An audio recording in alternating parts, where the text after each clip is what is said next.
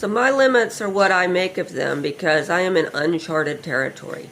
Most people have limits because they acknowledge what strengths and weaknesses they have, what communities they participate in, the meanings of words, the hierarchies that they deal with, the privileges they have, the possessions that they have, and any kind of group defense of themselves.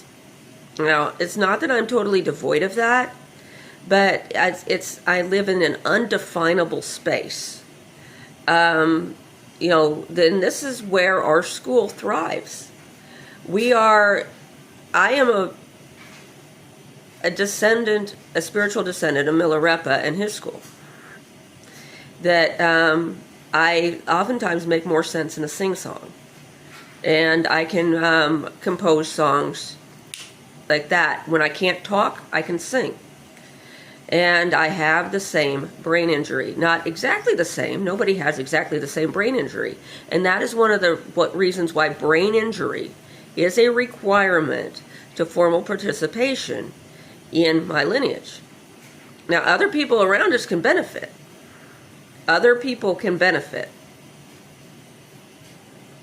But if you follow it too far, if you're dishonest about how much time you have to focus on these things because you're taking your attention from other matters that you owe your attention to, you could have serious brain ramifications if you don't have gaps in the physical structure to accommodate the fact that these practices can cause your brain to start growing again.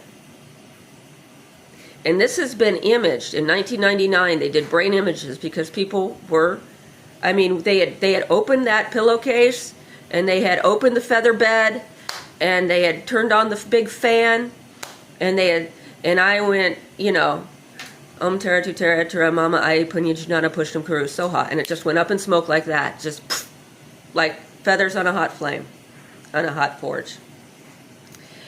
And so they were imaging my brain so that we could communicate this to Congress. And the United States Secret Service has no limits.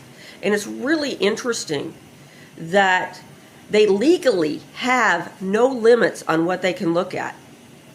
And they can legally divulge what they have seen to committee in Congress and Senate, in the House and the Senate. And they are being refused. Action is being refused based on what Americans have seen in favor of what you say.